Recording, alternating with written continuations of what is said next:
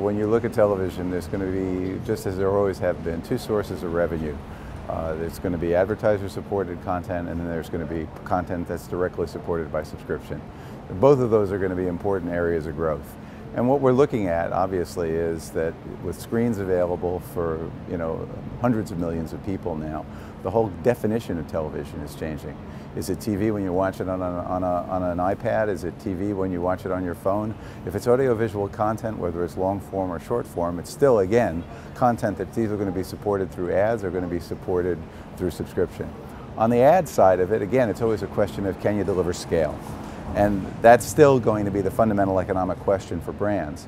But with that comes tremendous opportunity, because brands now, instead of interrupting somebody else's content, become content providers and content publishers themselves.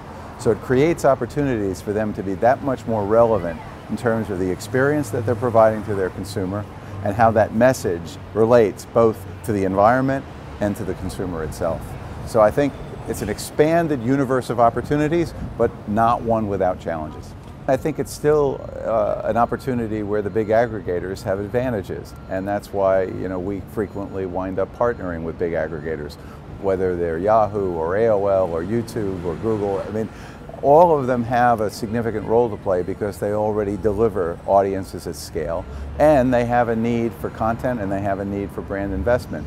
So within that environment, there are really genuine opportunities. But at the same point in time, we need to look across the entire universe of delivery systems, because again, our consumers are screen friendly, but really agnostic in terms of what platform gets them there.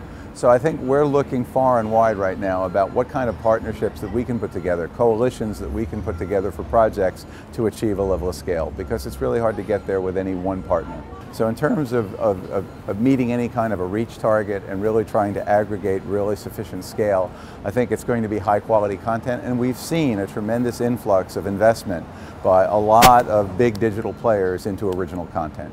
For the first time, we've seen Yahoo looking about getting into scripted content. I think everybody has taken a lesson from what Netflix and what Amazon have been doing in terms of really brand-defining content brands that are establishing a greater degree of relevancy and impact for their platforms. So I think we're going to continue to see that. And I think, again, when those kinds of audiences are aggregated in an advertiser-funded medium, those things are going to be extremely relevant.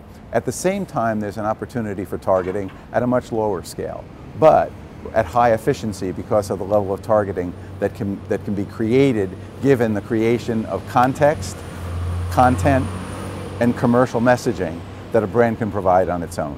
So a brand, for example, like an American Express, that can create a content platform that maps perfectly to not only a marketing initiative, but how the card member really uses its card to create opportunity for the end user, is a real opportunity for Amex to accomplish something significantly more, although at smaller scale, than interrupting or surrounding marketing of larger scale.